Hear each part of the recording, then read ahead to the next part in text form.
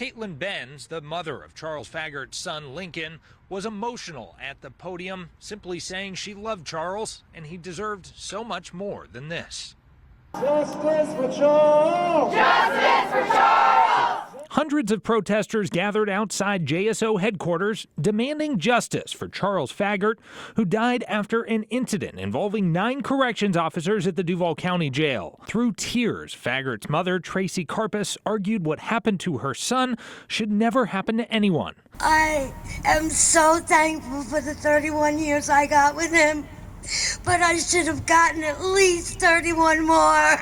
The mother of Faggart's 6-year-old son, Lincoln, also spoke publicly for the first time. I love Charles, and he deserves so much more than this, and that's all I have to say. Protesters marched around the jail, calling for the release of the corrections officers' names, which are still unknown, nearly a week after they were removed from their positions and stripped of their authority.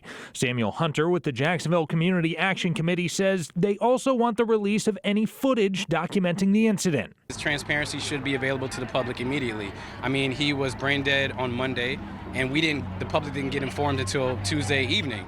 And he was pronounced dead on a Thursday, and they're still refusing to give us the names. Sheriff T.K. Waters has acknowledged there is an ongoing criminal investigation being conducted by JSO, and the agency has also requested the assistance of the FBI. In a statement, a JSO spokesperson told us in part, quote, regardless of the situation and whether or not an incident involves law enforcement personnel or a citizen, the integrity of the investigation must be maintained. This may include the redacting of specific information upon release of documents pertaining to the incident. Every document we release must be checked to ensure the proper information is released, and more importantly, that we do not violate Florida state statute in the release of confidential information, nor do we compromise the integrity of the investigation by releasing exempt information prematurely. What do we want? Justice! What do we want? Now! Protesters also called on City Council to make immediate investments to improve conditions at the Duval County Jail, while they consider potentially investing up to $1 billion